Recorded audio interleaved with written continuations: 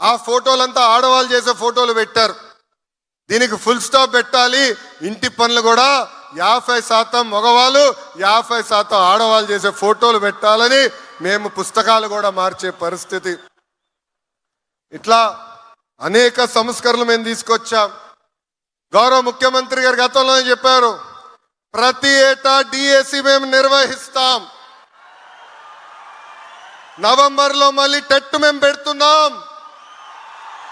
సుమారుగా 3,40,000 మంది మొన్న టెస్ట్ రాశారు. అధైర్యపడద్దు, మళ్ళీ డిఎస్సి మేము నిర్వహిస్తాం.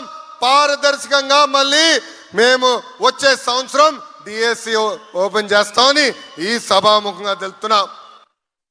150 రోజులు ఒక చరిత్ర.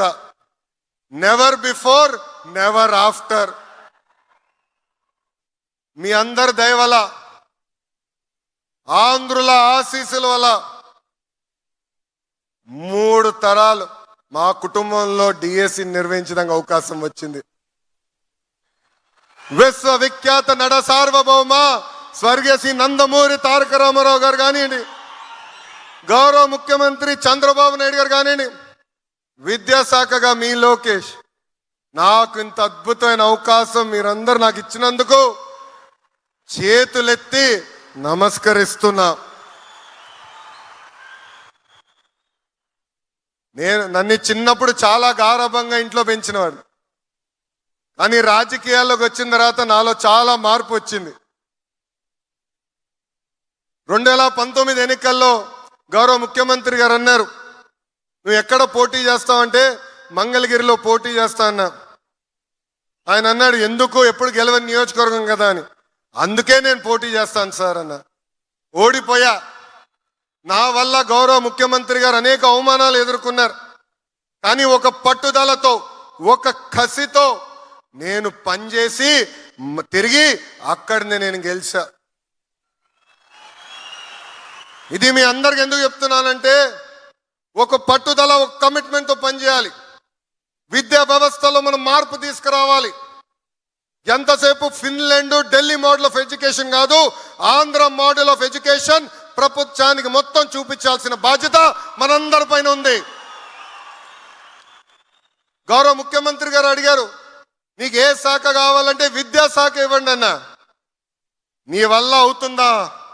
యూనియన్లు ఉంటారు, ఉపాధ్యాయులు ఉంటారు, చాలా కఠినమైన శాఖ అంటే అందుకే ఇవ్వండి సార్, మార్పు తీసుకొచ్చి మీ దగ్గర పెట్టే బాధ్యత ఒక యువకుడిగా నేను తీసుకుంటా అన్నా.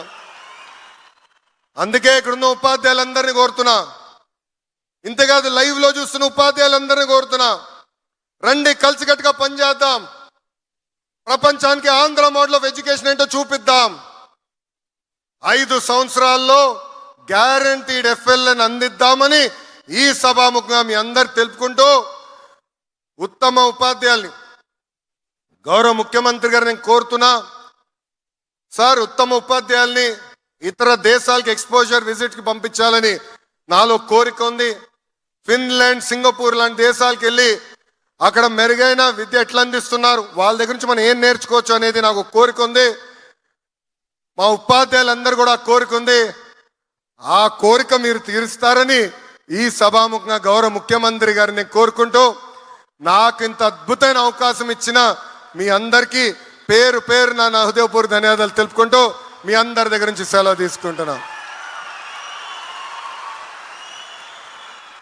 జై హింద్, జై హింద్, వందే వందే, భారత్ మాతా की, భారత్ మాతా की. అందరికీ నమస్కారం. ఆంధ్రప్రదేశ్ రాష్ట్ర చరిత్రలో మెగా డిఎస్సి 2025 రికార్డు స్థాయిలో నిర్వహించినటువంటి ఆంధ్రప్రదేశ్